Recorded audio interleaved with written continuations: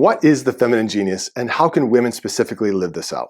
Well, key quick principle that the Catholic Church has always believed that both men and women are equal in dignity. More on that in a second. But the feminine genius was a term first developed by St. John Paul II. And in 1988, he wrote an entire document entitled On the Dignity of Women.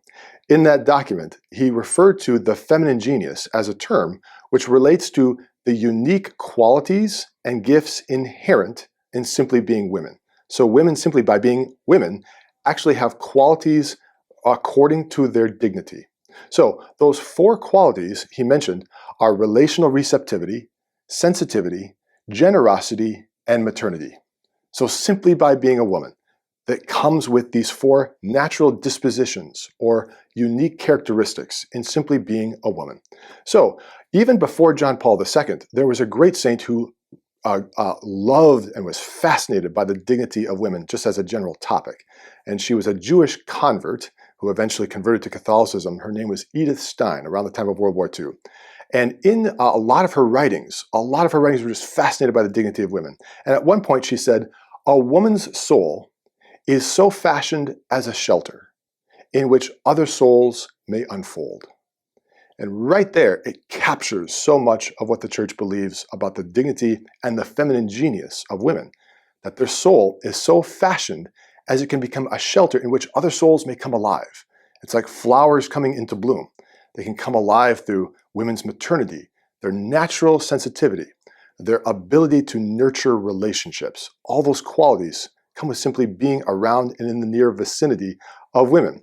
So I mentioned about complementarity, or that men and women are equal in dignity. So one key aspect of this is complementarity is about mutual enhancement. And so this is the church's vision for complementarity, that women with their legitimate differences and the feminine genius are actually to be in complementarity with the goodness and the dignity and the gifts of men. Maybe you've heard of this quote, but I love it. It's simply that the woman was made out of a rib of the side of Adam, not out of his head to rule over him, nor out of his feet to be trampled upon him, but out of his side to be equal with him, under his arm to be protected, and near his heart to be beloved. So how do women actually live out their feminine genius? Well, two quick things. One, recognize your dignity and embrace your differences. So to recognize your dignity is that before we actually have to do anything in life, a moral resume, travel the world, whatever, before we do anything, we already are something simply by being alive and being a person. This is really key because before we do anything extrinsic, a resume, we do certain things in life, we kind of grow into character, etc. Before we do any of those extrinsic things where a lot of us put our value, we actually have an inherent value or intrinsic value. Simply by being conceived, simply by being a human person, we have a dignity and a value to God that is greatly beyond anything we could ever do in life. So the first part about the feminine genius, about embracing it, is actually to embrace the dignity of simply being a person. Second aspect of living out the feminine genius for women is to acknowledge and embrace your legitimate differences. Sometimes the secular culture wants to say women should be exactly the same as men. Well, then where would the world be?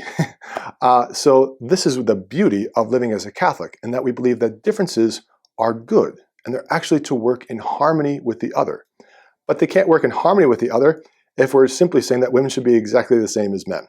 So if women are starting to embrace the unique qualities and dispositions that come with simply being a woman, we actually can flourish. We can live far more joyfully and far more freely by living in the gifts and the unique capacities that God has given us. God bless you.